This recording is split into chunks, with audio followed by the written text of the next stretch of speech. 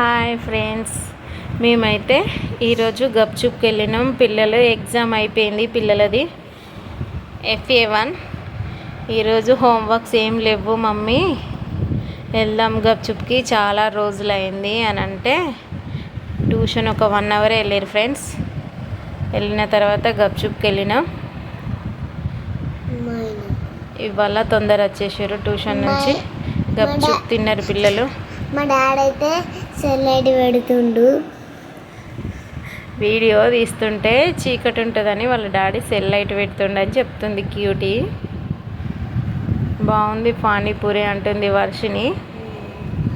Cutie అయితే సైలెంట్గా తింటుంది ఫ్రెండ్స్. చూడండి, ఆమెకు నోట్లో పడతలేదు. నాకు నోట్లో పడతలేదు ఫ్రెండ్స్. Okay, bye.